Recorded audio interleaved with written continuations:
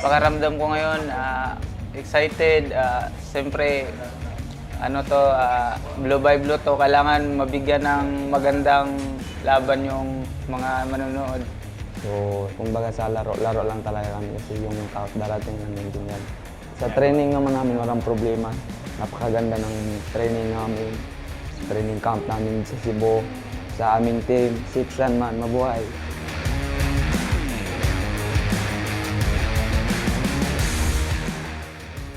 Tuloy-tuloy po ang aksyon natin dito sa Manny Pacquiao Presents Blow by Blow in partnership with San Miguel Beer. Nandito po tayo sa City of Pasig, Iloilo. Naku, very festive ang atmosphere natin dito. Naku, daming sapatos. Ang sarap pag-shopping sa Pasig. At masarap din panoorin ang mga laban natin sa Manny Pacquiao Presents Blow by Blow sa City of Pasig Arena. Copa ang tawag natin sa venue. And ang laban natin coming up is Santisima kontra Alapormina. Si Santisima po is the youngest brother of the 3 fighting Santisima brothers, si Gio at saka si Alex, yung kanyang mga kapatid. And this is going to be an 8-rounder in the bantamweight division. Alapormina, siya po is from the Joven Jimenez boxing stable. Kasama po niya si Jerwin Angkahas, former IBF Super Flyweight champion. Santisima po, wala pang talo to. 4 wins and 3 knockouts. Alapormina, 6 wins and 3 losses with 1 draw. All of his losses were on points. At meron po siyang 4 na knockout. Yan po si Miller Alapormina. Let's now bring you over to our ring announcer, Bobby Mondehar. Ladies and gentlemen, introducing the fighter coming into the ring, Miller Alapormina Jr.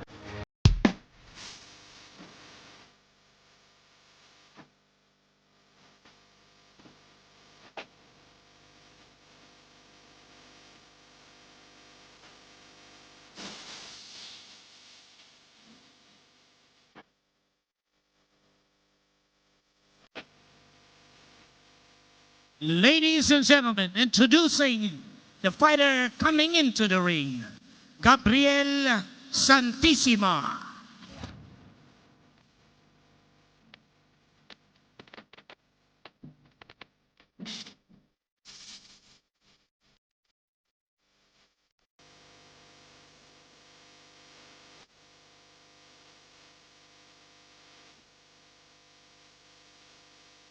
Ladies and gentlemen, Manny Pacquiao presents Blow by Blow here at City of Pasig Arena, Ilawod, Pasig City, Iloilo.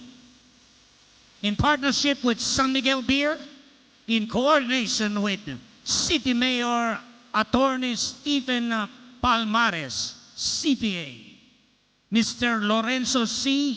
of Chelsea Promotions, and the City Government of Pasig. All professional boxing bouts are sanctioned by the Games and Amusements Board. GAB Chairman, Attorney Richard S. Clarin, Commissioner Sherwin P. Bugarin, the Chief of Boxing and Other Contact Sports, Miss Jackie Lou Cacho Ornido, GAB Supervisor, Donna May Matir, Ringside Physicians, Dr. Ana Maria Laarni Pornan, Dr. Sherry Ann Pedrigosa. Timekeepers, Kim Dangan, Roel Mendoza. This coming bout is for the Games and Amusements Board Bantamweight Division.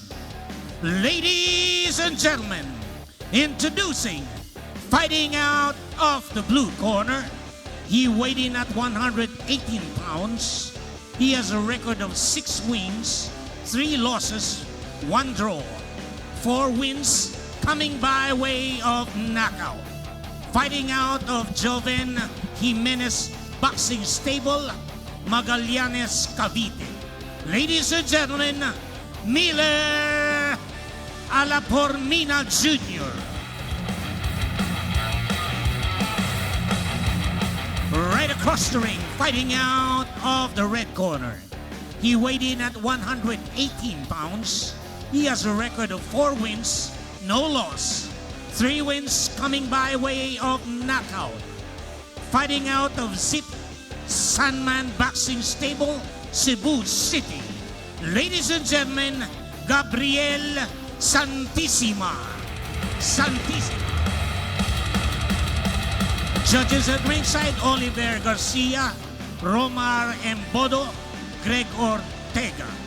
Third man in the ring, referee Gerald Tomeldan. This will be 8 rounds of professional boxing. Okay, boxers, maglalaban kayo ng 8 round ha. Ano yung pinagbabawal, no punching below the belt line and the back of the head. Alright, good luck to both of you.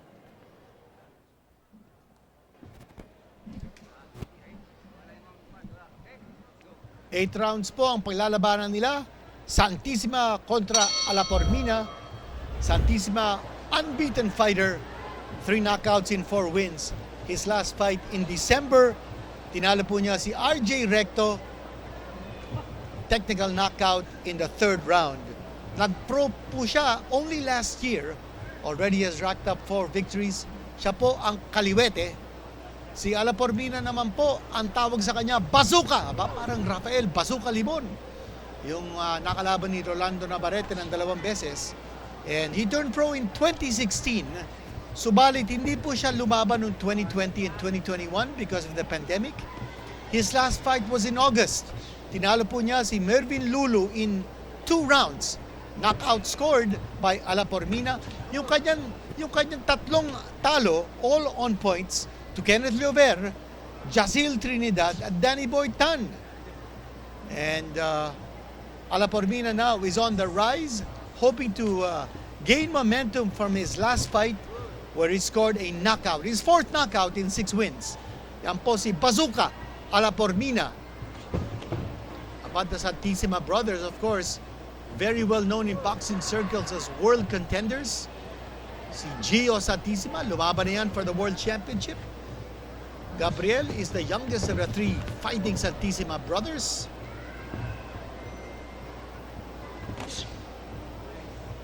Yan po si Santisima with a black waistband and the black gloves. Blue gloves po ang ginagamit ni Alapormina. And the very colorful trunks with the red stripes down the side. Yan po si Alapormina. Stablemate po niya si former IBF Super Flyweight Champion Jerwin Angcahas at ang kanyang trainer si Joven Jimenez, kaibigan po natin. Oh, that's a slip on the canvas by Santisima. We are scheduled for 8, so mahaba itong mapapanood po natin. Gerald Tomeldan is a 3rd man in the ring. Miller Alapormina scoring that time with some nifty right hands. Santisima sneaking in a right uppercut.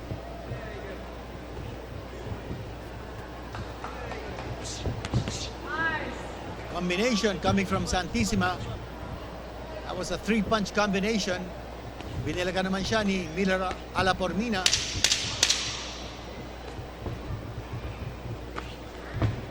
Crisp right hand scored there by Alapormina. And that's the weapon that you use against the southpaw. End of round number 1. Magandang palitan between Santisima and Alapormina. Neither fighter taking a step back. Good engagement. Sound fundamentals. Good basics pinapakita ng mga lumalaban. Si Kevin Jimenez po, ang trainer ni Alapormina.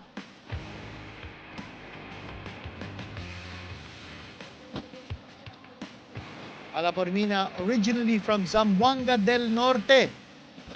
At ngayon po nakastation siya sa Survival Boxing Camp ni Coach Joven Jimenez sa Magallanes, Cavite.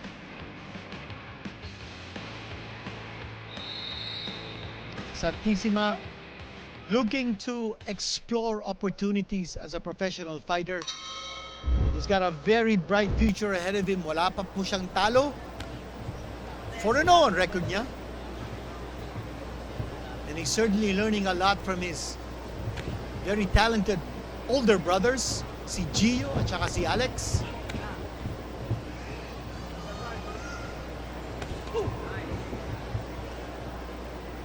Good exchanges that we're watching.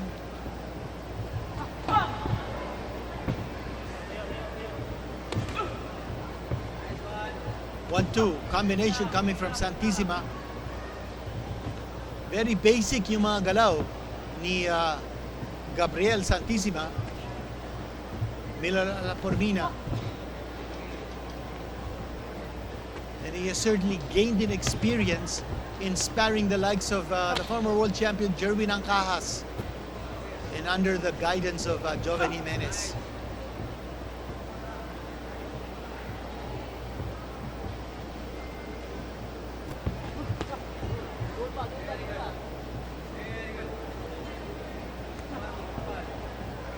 Alapormina, binababa niya yung dalawang kamay niya.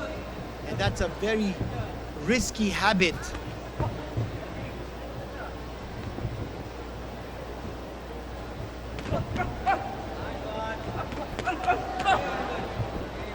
Combination punching here by Gabriel Santisima, very impressive as he's letting his hands go.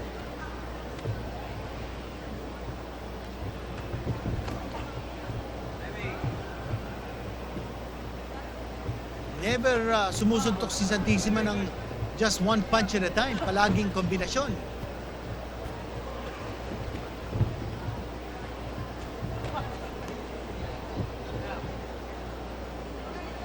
Very active hands, Gabriel Santisima.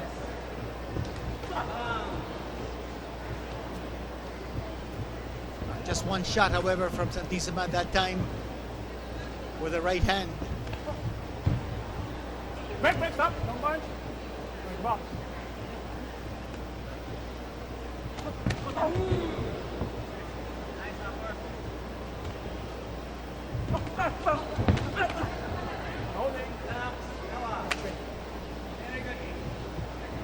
Both fighters trying to see some kind of initiative. Santisima throwing a lot more punches than Miller Alapormina. Pero si Alapormina nakakatama din. It's a close fight. Hotly contested. It's technique versus technique. Tactical fight ang napapanood po natin. Boxing skills on display sa loob ng ring.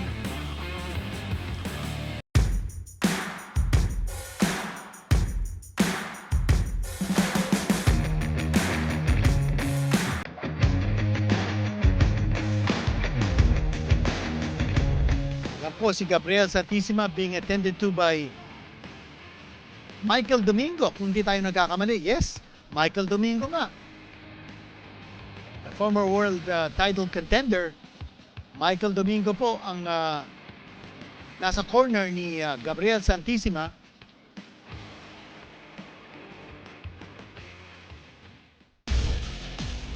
Ang punch of the round natin, panoorin. Ang daming tinatapon na suntok ni Santisima. Let's see which one is our punch of the round. Glancing blow by Santisima. But nakabalik naman si Miller Alapormina. Good exchange that we saw in our replay. Punch of the round brought to you by San Miguel Beer. Round number 3 now underway. Up. Gloves touching the canvas. Na off balance doon si Santisima. So tama yung ginawa ni referee Tom Eldan. You stop the action first, touch the gloves, and then continue the action. Nakatama doon, nag-counter left hand si Santisima as Miller Alapormina was charging in.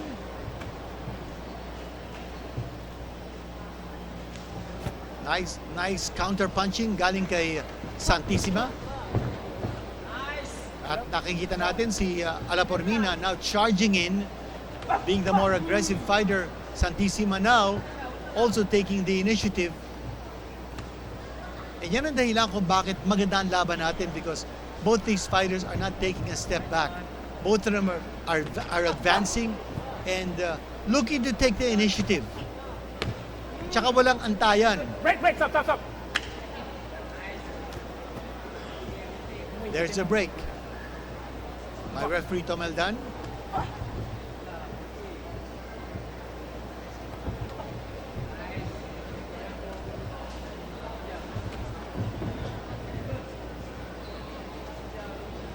Very difficult to score this fight. Both these fighters showing a lot of class and a high level of boxing ability. Body attack here by Alapormina. Nice uppercut coming from Santisima. Pareho silang umaatake sa katawan ngayon. Close quarters slugfest ang napapunod po natin. Both fighters gamely trading.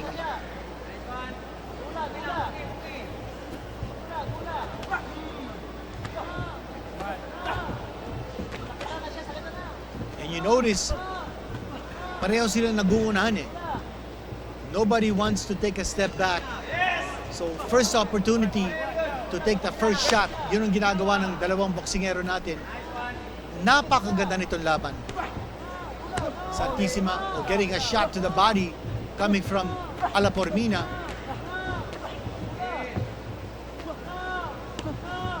And the fighters are grinding it out.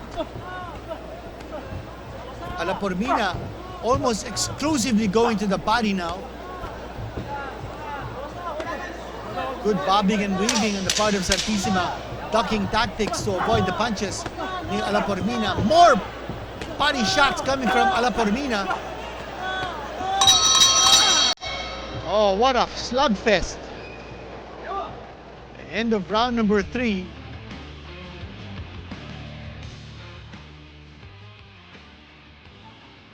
Yan po si Miller Alapormina making a good account of himself. Ganun din si Santisima. Evenly matched contest scheduled for 8. Now both these fighters are figuring in their first 8-rounder. Nakita natin, nasingitan ng uppercut. Yun, yung uppercut galing kay Santisima. Excellent camera work to show that uppercut scored by Santisima in the infighting. That was our punch of the round, brought to you by San Miguel Beer.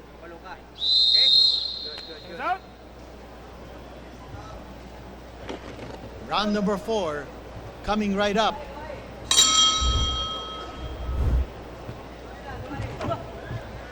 It's been close, it's been tight. Santisima again getting the jump on Alapormina. Palagi siya nauuna rito. In the third round, Alapormina went to the body almost exclusively. Now let's see whether that body attack is gonna take some energy off the attack ni Santisima. Magandang depensa dito ni Alapormina.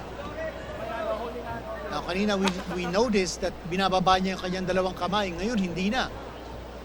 So he's got that discipline to put his hands up to protect himself from the punches ni Santisima. A lot of holding and grabbing now going on.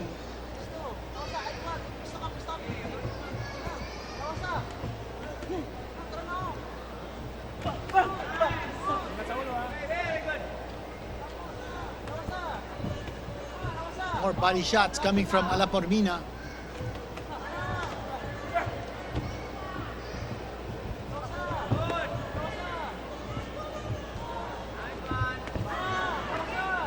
Overhand right coming from Alapormina.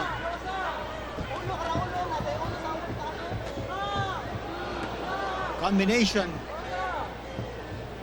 galing kay Santisima. And a shot to the body by Santisima.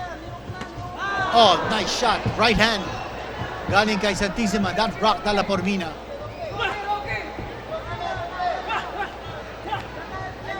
Now a body attack from Santisima and a counter body attack from Alapormina. Wow, this fight is going like a pendulum. It's going both ways.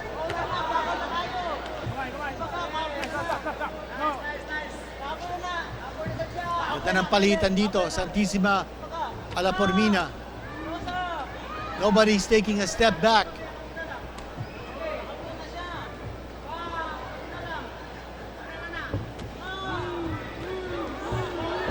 Right hand scored by Alapormina, but he's taking some shots now from Santisima.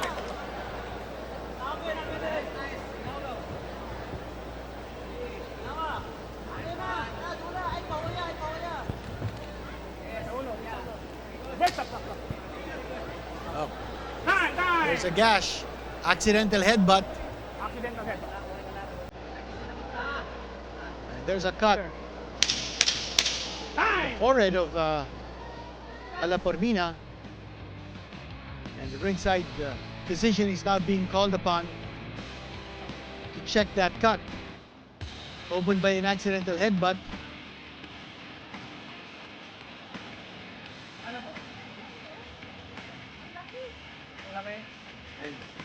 Ringside physician is saying, ang laki, they're gonna stop this fight. Ito, panurin po natin. Accidental headbutting. It was an accidental headbutt. Hanggang hindi na. Headbutt. Headbutt po, 4 rounds pa lang. And it looks like it is a deep cut. Natapos po yung 4 rounds. And there's a lot of blood coming out of that cut. It's being stopped now by a gauze.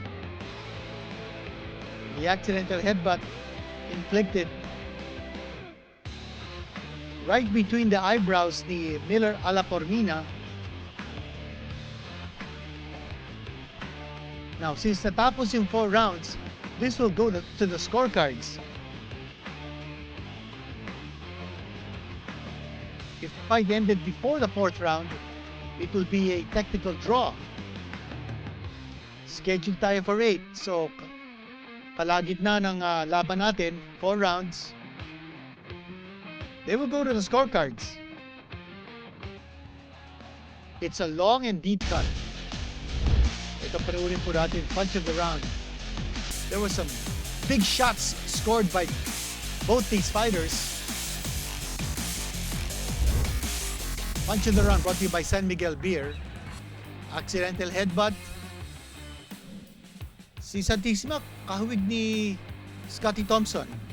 Si Alapormina, kamukha naman ni Kevin Kiambao. Okay, turn over to our ring announcer, Bobby Mondehar, for the official decision.